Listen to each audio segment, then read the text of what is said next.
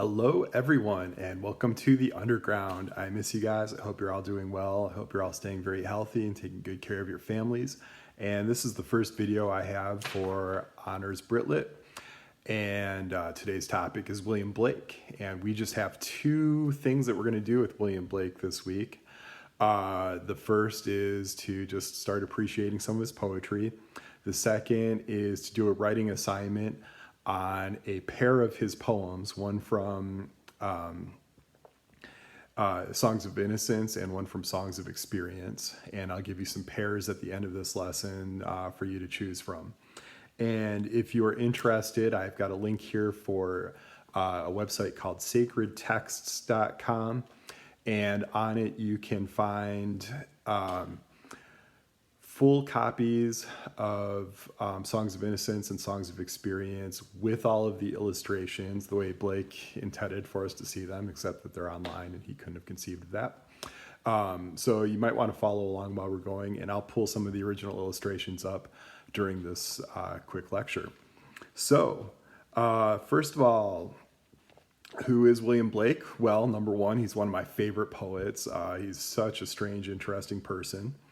Number two, he is just an unbelievably skilled artist. He's the only poet we'll study this year who is as known for his poetry as he is known for his etchings. He was by profession a book illustrator. He created these etchings for illustrations. They would be these illuminations. So basically what he would have to do is use metal and wax and acid to create a negative on a metal plate. And then that would be inked and the positive would go on the page. So some people talk about the idea that he wasn't really writing poetry as much as he was removing everything that wasn't the poem from the sheet. But yeah, you can see some of that amazing work. I'll probably put it up right now while I'm talking. Great. What else? He was a mystic. He frequently just had these visions of angels and Old Testament prophets, and he would just go and talk to them outside, the tree on his street. He lived in London. He was pretty poor most of his life. He and his wife never had a whole lot of money. He didn't make that good of a living, partially because etching didn't pay a whole lot, partially because he was just so obsessed with creating his own work. And having these mystical visions that he didn't frequently hustle very much. He wasn't really trying to make a lot of money. He was trying to make sense of existence through his poetry, and that generally doesn't pay a whole lot. And then I think the last thing we should talk about is that he was just an incredibly strong critic of the Enlightenment. He's considered the grandfather of the Romantics. He's just a generation early of the Romantics. He's writing in the late 1700s, when really it's 1780s, 1790s. The first generation Romantics, we tend to think about Wordsworth and Coleridge, and he beat them by about a generation. He was a little bit ahead of them. They beat him also because they were more widely published. It was pretty hard to get a hold of William Blake's works in his own lifetime. So he inspired a lot of the Romantics to write poetry, but if you look at a lot of volumes, a lot of collections of literature, they'll actually list him as an Enlightenment poet rather than a Romantic poet because he was writing at the tail end of the Enlightenment. And what does it mean to be a big critic of the Age of Reason? Let's think about the Age of Reason for a second. England believes it is doing better than it ever has before. If you were a wealthy, privileged person in England in the Age of Reason, the late 1700s, you were living in a time of massive wealth building because, number one, we had the best industrialization England had ever seen. It was leading the world in industrialization. It had so many modern factories. It was producing goods all over the world. It was on its way to becoming a colonial superpower, so it was empire building. It was frequently winning wars. It had a very impressive military. It was newly built. We talked a little bit about the fire of London in the 1600s that made it so that England had to be rebuilt. London had to be rebuilt.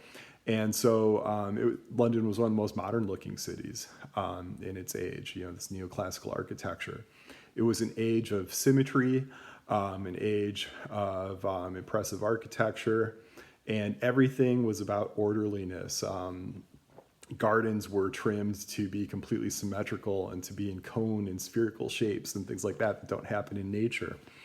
And then finally, there's this love of reason, this belief that emotion doesn't really matter, that it's this lesser impulse, this idea that faith should just be deism, that we should always do is recognize that there's a logical set of principles that governs the world. We don't have to call that God. So Blake was just furious at how little Christianity was left, even among people who call themselves Christians. So, if you're a wealthy person living in London in the late 1700s, you see London as just this amazing place. You see England as an amazing place. And if you are kind of poor, like William Blake, if you are a disaffected poet, if you are a Christian who can't find a home in the Church of England, then you have a very different vision. And here's the vision that he writes about of London, from his downtown urban squalor in 1794. This is his poem, London. I wander through each chartered street, near where the chartered Thames does flow, and mark in every face I meet marks of weakness, marks of woe. In every cry of every man, in every infant's cry of fear, in every voice, in every ban, the mind-forged manacles I hear. How the chimney sweepers cry, every blackening church appalls, and the hapless soldier's sigh runs in blood down palace walls. But most, through midnight streets, I hear how the youthful harlot's curse blasts the newborn infant's tear and blights with plagues the marriage hearse. Blake's vision of London condemns the Enlightenment in such strong terms. Industrial pollution and apathy of people who claim to be Christian but allow exploitation of children and the poor pollute church walls. Soldiers are sent to their deaths by the wealthy and powerful. Poverty leads young women to prostitution, and STDs ruin marriages. Everything about the political industrial machine puts manacles around human potential. But Blake isn't just a complainer. He's also a visionary. He's someone who can imagine a much better England, a much better human race. If we contrast that poem to his poem Jerusalem, which is actually sung in churches all over England to this day, here is Jerusalem. Check out the difference between the tone of this poem and the tone of the last one. And did those feet in ancient time walk upon England's mountains green? And was the holy Lamb of God on England's pleasant pastures seen? And did the countenance divine shine forth upon our clouded hills? And was Jerusalem builded here among these dark satanic mills? Bring me my bow of burning gold. Bring me my arrows of desire. Bring me my spear. O clouds, unfold. Bring me my chariot of fire. I will not cease from mental fight, nor shall my sword sleep in my hand, till we have built Jerusalem in England's green and pleasant land. I've read two contrasting Blake poems for a reason. William Blake is famous for saying, without contraries, there is no progression. And nowhere do we see this philosophy more at work than in his two volumes, Songs of Innocence and Songs of Experience. And I have both of these again up in their entirety on sacredtexts.com, right here across the screen. Wonderful. I think part of the genius of Blake's poetry is that it just on the first read seems so simple. The meter is simple and the language is straightforward. The rhyme schemes are never that challenging. And then you start poking at one of the images, or you start pulling on an illusion, and suddenly you start wondering, is this as easy as I thought it was? And then you look at another one of his poems that uses the same characters or has the same title or drops the same illusions, and that poem goes in a completely different direction than the first one. And then you start wondering, what is it Blake's actually trying to say here? And how have I been so tricked by this easy language? And what's really going on? And what's in this guy's head? It gets really crazy. And for some people, like, they stop at Blake and just say, oh, too easy, I'm going on. And some people just get lured into this world of madness and can't get out of it. He's endlessly fascinating. And that's even before you start trying to tie the work to the pictures that he illustrates with them, which is that's a whole other endeavor. So, when we look at Songs of Innocence, Songs of Innocence actually reads a lot like a children's book. I think that you could read most of the poems to younger brothers and sisters at bedtime while they're trying to fall asleep, and they would dream happy thoughts, and it would just be very sweet and cute. And then you go and read the parallel poems over in Songs of Experience, and a lot of them are just very nightmarish and disturbing, or they're sad, or they point out these problems in how bitter and envious and cruel human beings can be. A lot of times they focus on how children have to develop these defense mechanisms to protect themselves from adults. It's just a very, very, very different take. And if you think about innocence, innocence is this time of great joy and great optimism, and you put all this trust into the world, and that's a wonderful thing. And then you think about the problems with innocence, and we're naive, and we're vulnerable, and we're easily exploited. And we don't recognize how cruel the world can be, how cruel other people can be. So then we turn to experience. And experience protects us from a lot of our vulnerabilities. It makes it so that we can tell when people are trying to trick us. We can tell when people are being cruel. We don't expect the best out of people. But then the downside of that is that we are jaded, and we're sinful, and we're conflicted, we're pessimistic, all of these sorts of things, right? So for Blake, we have these two different contraries, innocence and experience. And what he does by pairing these two poems is make us meditate on this third poem, the unwritten poem in between the two poems. What would it mean to retain what is good from innocence, and to retain what's good from experience, and to move to a higher state of existence? What is this progression that we can get from these two contraries? And I think this is an important question to consider during Easter, right? Because we can think of innocence as the joy of Eden, the beauty of total union with God, right? But also without having this understanding of what good and evil are, just this, a beautiful faith that guides us through everything. When we lose that initial faith, when we lose that grace of Eden, then we learn what evil is, and this brings us into an experienced state.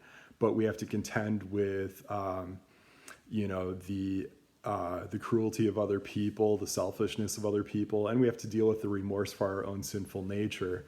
And meanwhile, we don't really like all of this evil and cruelty that we have to deal with, and we don't like being evil, and we don't like being cruel. We're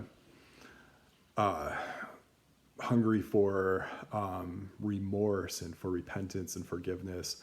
And this is what Christ offers us during Easter.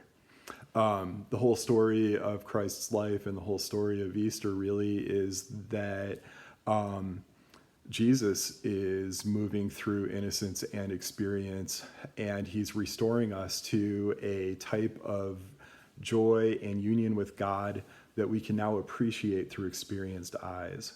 Right, we gain wisdom, and we gain a new level of joy that neither innocence nor experience could deliver to us alone. Christ lives the human experience. He understands everything that human beings go through because he is fully human. And as he conquers sin and death, we are brought to a new Jerusalem, where the seat of heaven returns to earth.